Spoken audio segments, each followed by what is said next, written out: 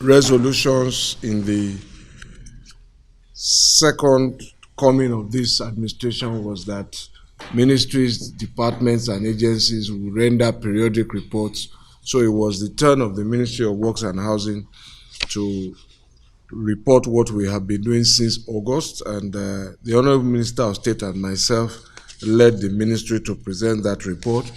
It's a 138-page report. I'm just going to tick through some of the highlights. One of the things was to explain the impact of our work on sectors of the economy. So we reported impact on agric, movement of food, mining, demand for building materials, construction sector, petroleum products, education in terms of schools, and health in terms of healthcare programs implemented by the ministry under the Special Projects Unit for zonal intervention projects, sustainable development projects, and constituency projects.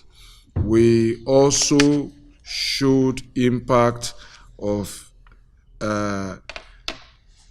514 highways projects, producing a total of 144,395 jobs, broken down into 49,080 direct jobs and 95,315 indirect jobs. So far, we've covered in the period 826.84 kilometers. That's the period between August and December 2019. 826.84 kilometers of wearing course has been delivered. That is the final finish of any road. There are different other sections in binder course, at earth stage, at sub base, at reinforcement base, and so on. We also presented the report of FEMA. The mandate was that FEMA should deliver in excess of 2,000 kilometers of maintenance, aggregated maintenance of roadwork nationwide.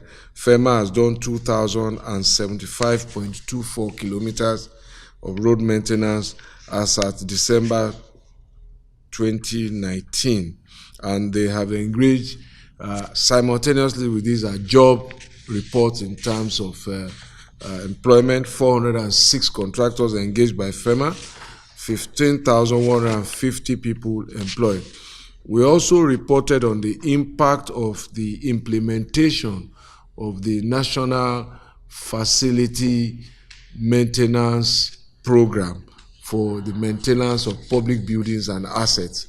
And we reported the impact of our maintenance work on 24 federal secretariats across the country: painting, changing bulbs, plumbing, fixing toilet work, tiling, cleaning, and generally. So that employed a total of the 5,000 and I'll find the number. I think we combined this with our housing program. So the total from direct jobs from housing, I'll state that again, direct jobs from housing, maintenance, indirect jobs, and all of that came to the total direct jobs is 455,048 jobs. That is the combination of maintenance and our national housing project. Maintenance of 24 secretariats and our national housing project.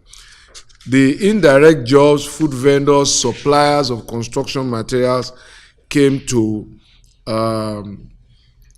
61,950 jobs. So you were looking at a total of 516,998 jobs created. Then, of course, we reported some of the big projects: the second Niger Bridge, the Abuja-Kano Road, the Obajan-Akaba Road, the Bodo-Boni Highway, the Lagos-Ibadan Expressway, and 28 roads funded by the Sukuk project. and also projects like the Loko Oweto Bridge and so on. Some of the highlights from there is that the 28 roads out of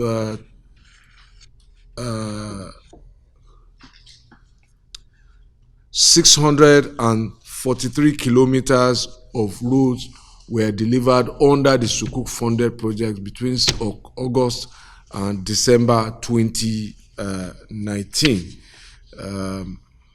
And then we reported also on tax credit funded projects. One of them was the Obajan-Akaba Road, the road being built with cement. It's nearing completion now. It's about 94% completed. It's about 42-kilometer road.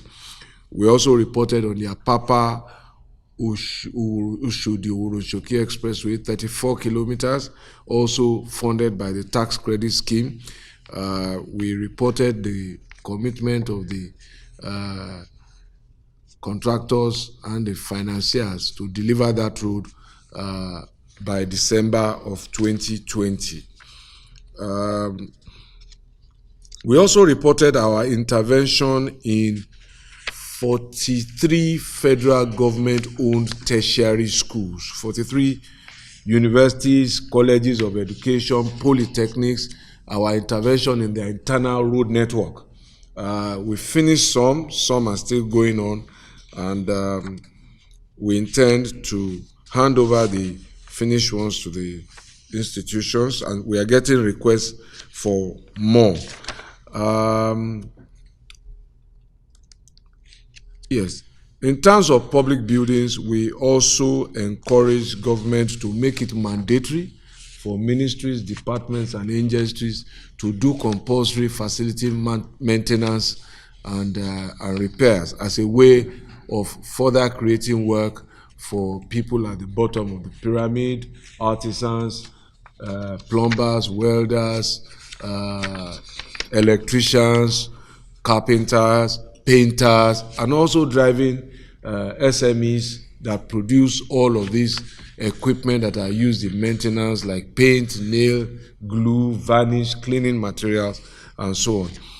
Because we have done a condition audit of some sample public buildings. We've done for federal courts, for federal hospitals, for federal schools, for federal correctional institutions, prisons, police formations, and military barracks. We think that if we apply more dedication to maintenance of these assets, not only will we renew the value of the assets and preserve them, we will also create a lot of work through maintenance.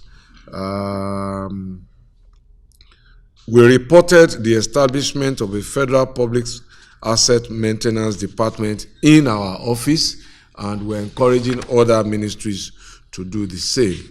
We reported also the challenges we are facing with regards to axle load compliance by heavy goods trucks, who are now loading up to over and beyond the approved 45,000 liters, getting up to 60, and we are asking for enforcement through various agencies, because this is a matter of law and order, really. So we're asking for enforcement directives to the police, to the FRSC, to the MPA at the loading points, to the NNPC and PPPRA at the loading depots, to ensure that they do not load vehicles beyond those capacities, while we plan to deploy going forward way bridges, and we hinted council about the conceptualization of rest houses as part of the safety measures on our roads. I think that's it. We also briefed council about the activities of the Federal Mortgage Bank. Just to point out in summary, between August and December 2019, the Federal Mortgage Bank funded 15 housing projects comprising of 581 housing units. Between the same period, they also gave out 220 mortgage loans valued at 1.9 billion. That's August to December. And between the same period, they disbursed 8.5 billion naira to 10,051 people as home renovation loans. We briefed Council about the plan to expand the funding of the Federal Mortgage Bank to cooperative societies, and we are flagging off the partnership from February this year across the 6 geopolitical zones, by which we will be using cooperatives to deliver more housing. People can borrow money from the Federal Mortgage Bank as cooperatives, build what they design, subject to the conditions that will apply.